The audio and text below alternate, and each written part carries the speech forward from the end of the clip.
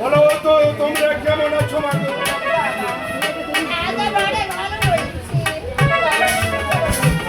আমিও বেশ ভালো রয়েছি বন্ধুমাতা। কিন্তু মাগো আজ তোমরা একটা 6 বছর আমার সম্মুখে এসেছো, কিন্তু মাগো আজ তোমার শাশুড়ি মাতাকে আমি দেখতে পাচ্ছি না কেন?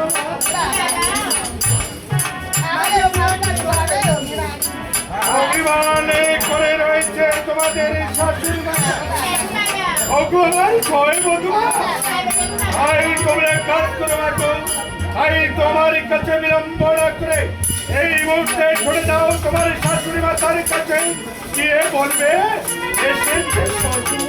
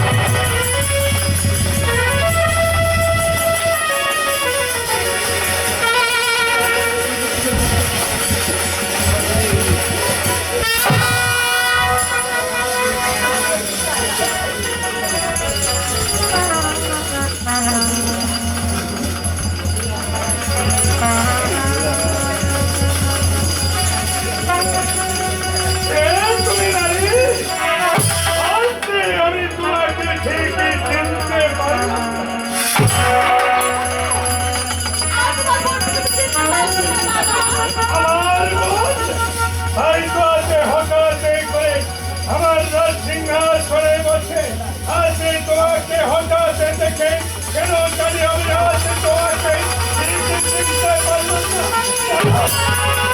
নারীকে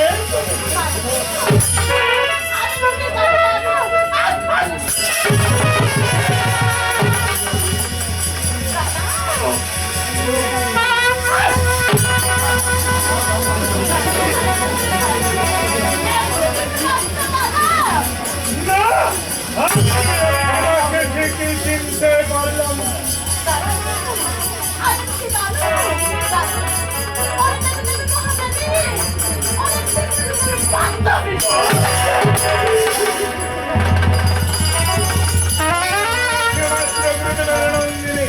তবে বাইরে দাঁড়িয়ে কেন এসো আমার নতুন রাজ সিংহাসনে আরেকটি সিংহাসন আছে ওই সিংহাসনে বসে এসো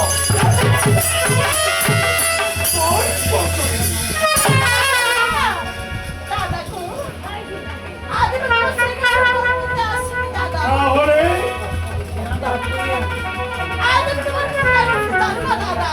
কেন এসেছো?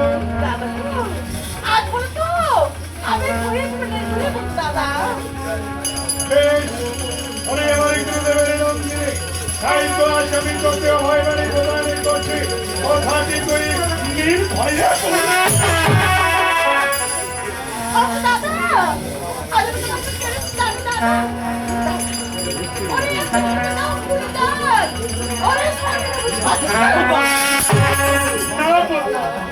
আরে আরে আমার ছোট্ট বোন তাই তো তুই জানিস না এই জগতের মধ্যে আমি আমার গুরু বাবার পূজা ছাড়া কারো পূজা করবে না। তাই তো তুমি আমার কাছে খোলা জলের পুজো আছে অন্য কোনো জিনিসটাও আমি দেবো কিন্তু কোনো দিকগুলো নারীকে আমি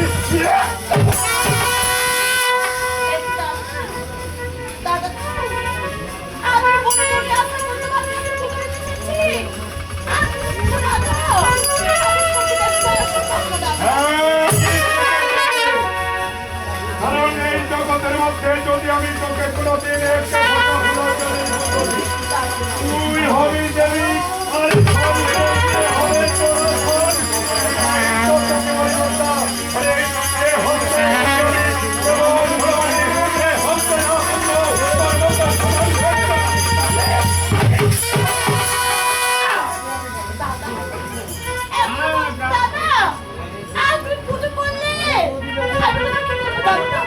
কি করবে তুই আমাকে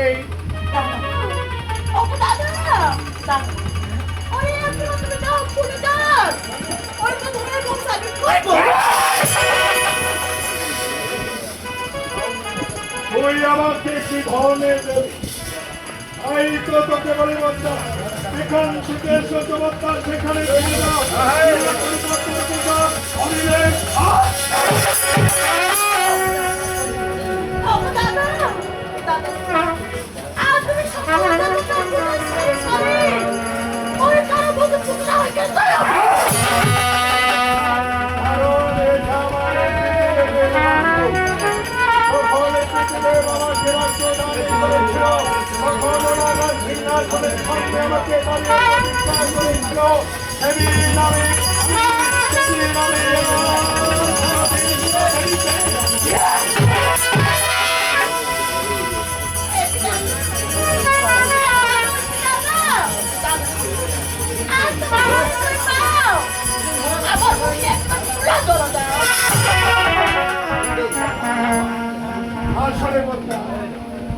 ওই আমার কাছে আছে বহু আশা করে আমি সত্যি তোকে খোলা জলের মতো তুই হবি দেবী আর সঙ্গে তোর হবে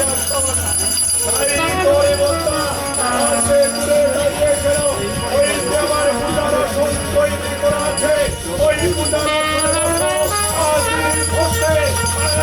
তোকে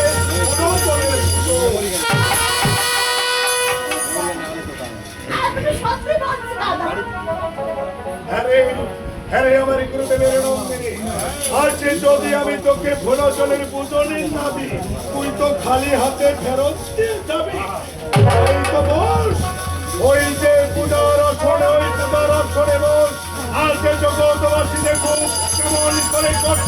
এই চমৎকার ইজ্জতের খবর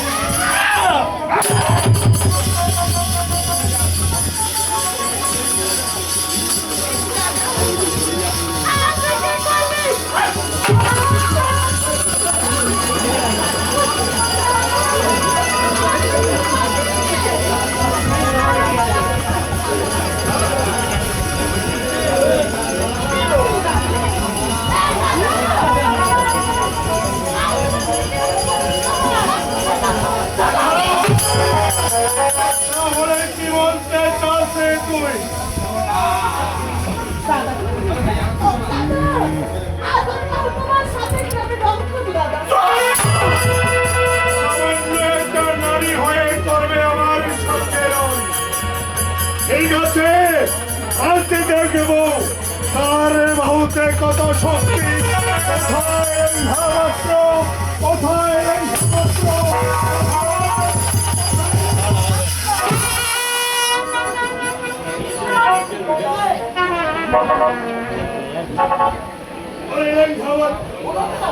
ওই তো জানিস এই জগতের মধ্যে আমি আমার গুরু বাবার পূজা ছাড়া কেমন পূজা করি।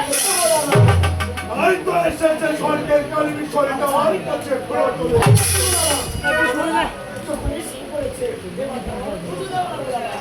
ওকে আমি প্রথমে পুজো দিয়েছি, তবু সে সন্তুষ্ট হয়নি। দেখ দেখ ওই কালে নাকিনিটা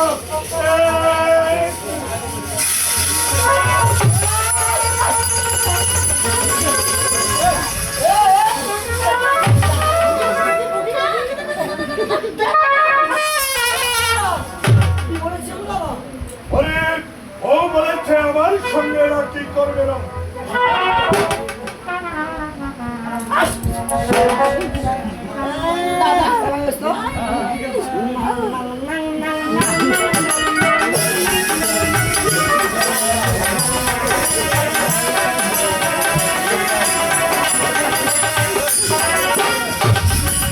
আচ্ছা বলো তো তুমি কে? দাদা আমি যেতে পারছি না দাদা, তো আমি সঙ্গে পথে দেবি দাদা।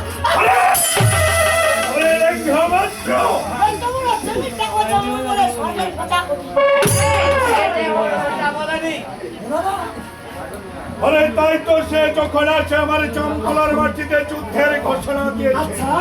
আজ আমি দেখতে চাই ও আমার কাছে কেমন করে জোর করে ভোলা জলের পুজো নিতে। তাই তো দাঁড়িয়ে বিলম্ব করতে ওকে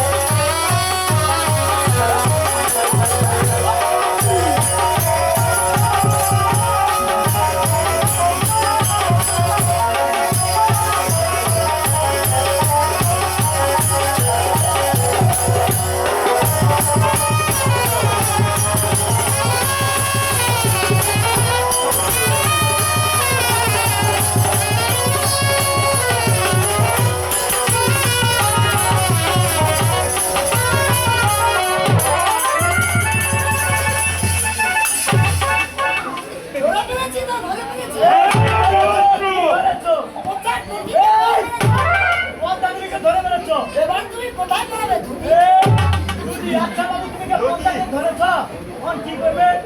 এই মুদ্রা নিয়ে যাও বাজারে এই কোন বাজারে? বাজারে ধরে বাজারে চলে যাও। ডাক্তার বলে, আমি একটা মরম বিক্রেতা আমি তা তোমার বল কি কাজে লাগে? কি কি কাজে লাগে জানো তোমার ব্যাপারটা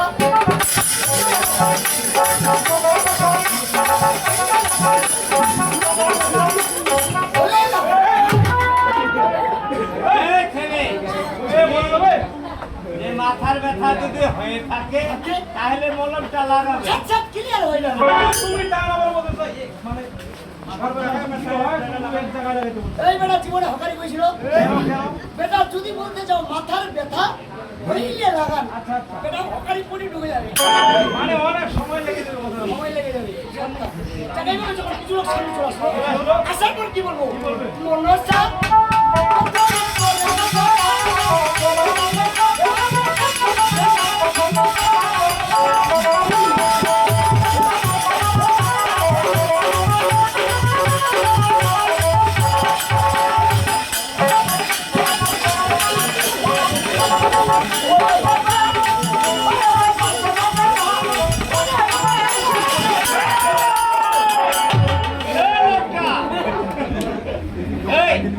কি হবে বাগে কি দেখাইছিস না? আকাশি চমকে যাবো চমকে আরে রেঙ্গভদ্র ভাই যখন আর চমড়া ওইখানে লাগিয়ে তখন ধরে করতে আরে ভাই বিলম্ব করো না। ভাই তো থেকে থেকে টুকরো টুকরো করে এসে দেবো আমাকে ওই বাড়ি দাও দাদা বরিশালে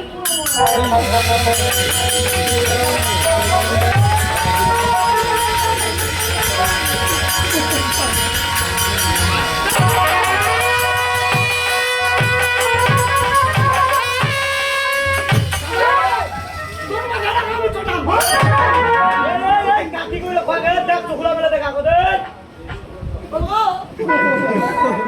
দাদা আমার ভুল হয়েছে প্রভু আরে রেঙ্গভদ্র ভাই তো আছে উত্তেজিত স্বরে আছে যে ভাবে তুই আমার কাছে এসেছিস আমি বড় ভয় পেয়েছি ভাই সেমিনা আমি এই 1 2 3 করি মনে উল্টা দেব ঠিক আছে ভাই তো বিলম্ব করো না যে ভাই ভাই রেঙ্গভদ্র দেখে আমরা দেখে টুকরো টুকরো করে এসে দেবো বাড়ি দাও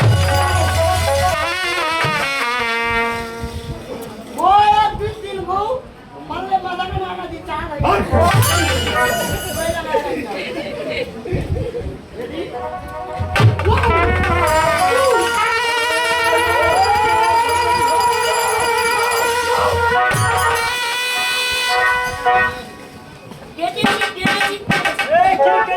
কি কেনেছো?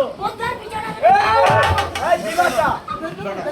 আচ্ছা বাবু তুমি যে পর্দাকে কেটেছো রক্ত বা বেরোনো আছে নাকি দেখো দি। তো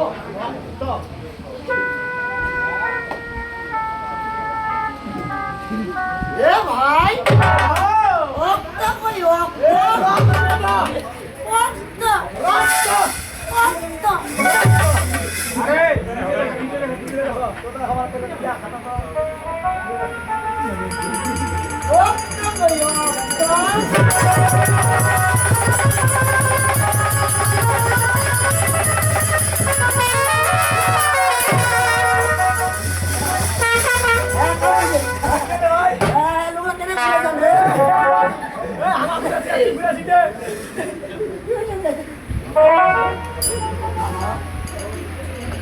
পরেশিনী ওই কালে লক্ষ্মী তাকে তুই আটক করতে পারিস আই তোর বিলম্ব করো না এই মুহূর্তে ধরে নাও তাকে ধরে নিয়ে এসো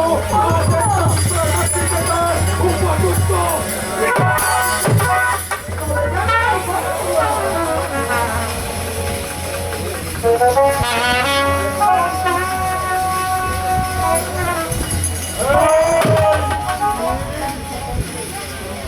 আরেকটি কথা এই মুহূর্তে সবাইকে জানিয়ে দিলাম আজ থেকে যেন কেউ আমার এই চম্পলাতে ওই কালী বিশ্বহরি পূজা না করে আর যদি কেউ জোর করে ঘোড়া জলের পুজো দিতে চায় সে চক্র মাটিতে ভরে এনে আজ উপযুক্ত বিচার তাই করবো বলো আমার।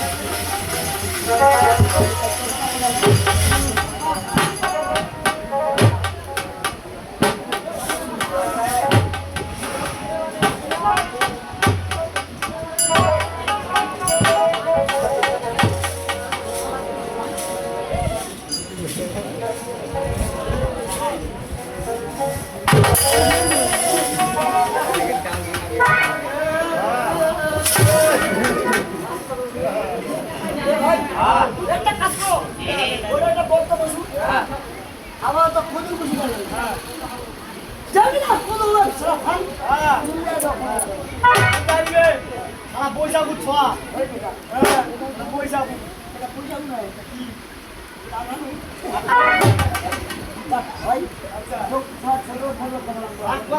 এই লোক কেমন বেটার মতো দাদার মতো বল দাদা দাদা রে